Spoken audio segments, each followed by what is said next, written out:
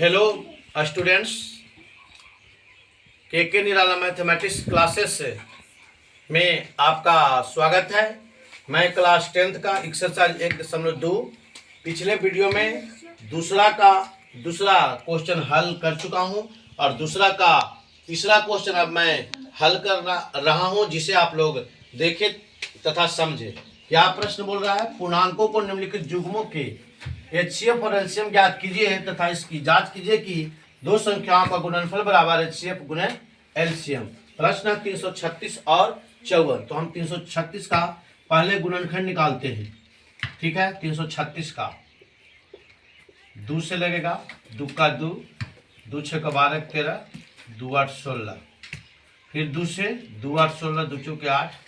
फिर 2 से 42 दूनी 84। फिर 2 से 21 दूनी 42। फिर 3 से लगेगा, 3 सते 21 हो गया।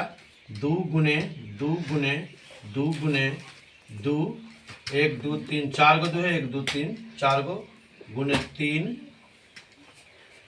गुने 7 गुने 7। इसको हम ऐसे भी लिख सकते हैं, 2 के 1 2 3 4, 2 के पावर 4 गुने 3 गुने 7। ठीक है, इसी तरह हम 54 को करते हैं। 54 का गुणनखंड करेंगे, तो 54 का भी हम गुणनखंड करेंगे। तो सबसे पहले 2 से लगाएंगे 27, फिर 3 से 9, फिर 3 से 3, मतलब 2 गुने 3 गुने 3 गुने 3, मतलब 3 3 9 और 9 दूनी 18, 18 54 हो गया। चलिए इसको भी थोड़ा एक बार देख लेते हैं। 2 दूनी 4, 4 दूनी 8, 8 दूनी 16, 7 बलौतर से 112 दिया, 3 दूनी 6 11 33, 336। चलिए ठीक है, बहुत अच्छा। अब हम लोग क्या करते हैं, हमको सबसे पहले एचसीएफ निकालना है। तो हम एचसीएफ निकालने के लिए लिख लेते हैं 336 तथा 54 का एलसीएम बराबर, या एलसीएम बराबर, पहले एचसीएफ निकालना है तो एचसीएफ निकालते हैं। एचसीएफ बराबर मतलब 336 तथा 54 का एचसीएफ बराबर। अब देखिए एचसीएफ कैसे निकाला जाता है, से देखिए दोनों गुणनखंड है, वो गुणनखंड में जो मिलता है, तो देखिए 2 के पावर 4 है, 2 है, तो कम पावर वाला तो 2 है, तो 2 हो गया। इसके अलावा देखिए 3 मिल रहा है, यहाँ भी तो 3 हो गया। अब नहीं मिल रहा है तो हम गुना कर देंगे, 3 दूनी 6, एचसीएफ हो गया। अब 336 तथा 54 का एलसीएम बराबर, तो एलसीएम होता है क्या, मिलता है उसमें ज्यादा पावर वाला लिखते हैं। तो 2 मिल रहा है और 2 के पावर 4, तो 2 के पावर 4 लिखा जाएगा।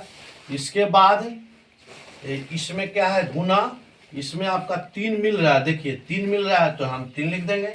फिर यहाँ 2 3 नहीं मिल रहा है तो 2 को 3 और लिख देंगे। इसके बाद 7 नहीं मिल रहा है तो 7 लिख देंगे बराबर। यहाँ पे इसको हम पावर के रूप में भी लिख सकते हैं, ऐसे भी इसको लिखा जा सकता है, 2 गुने 3 के पावर 2 गुने 3 के पावर 3 भी लिखा जा सकता है। तो आप यहाँ भी पावर के रूप में लिख सकते हो, तो फिर इसको इसी तरह से कर सकते हैं। तो 2 के पावर 4 है, तो इसका मतलब 1 2 3 4 बार 2 के गुना होगा। फिर उसके बाद 3 है, 1 2 3 गुने 7, इस सब के गुना कर देंगे। 2 दूनी 4, 4 दूनी 8, 8 दूनी 16, 16 गुने 3 3 9 3 27 गुने 7, 16 में 7 से गुना कर देंगे तो 112 गुने 27। अब गुना कर देते हैं, 112 में 27 से गुना, तो 7 दूनी 14, 11 सत्ते 77, 1 78, 7 दूनी 14 के 4 हासिल 1, 7 1 8, 7 1 7, 2 दूनी 4 और 11 दूनी 22 हो गया। तो 4 के 4 8 4 12, 7 2 9 1 10, 2 1 3, कितना आ गया 4 8 4 12, 7 2 9 1 10, 2 1 3, 3024 आ गया, 3024 आ गया।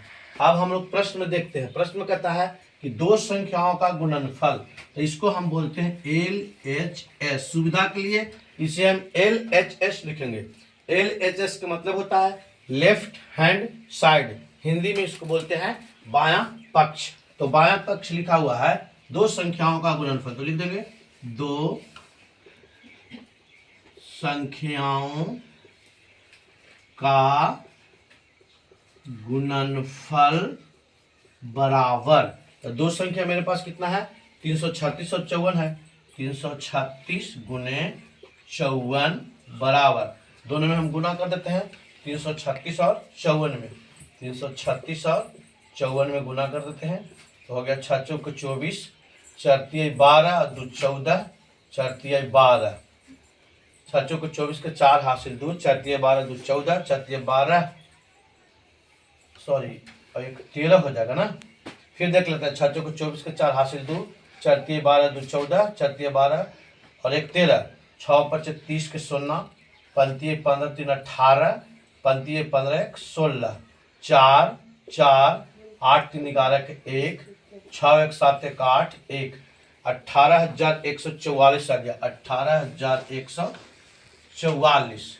अब RHS से चलते हैं, RHS इसका मतलब हुआ राइट हैंड साइड। तो राइट हैंड साइड में लिखा हुआ है HCF गुने LCM।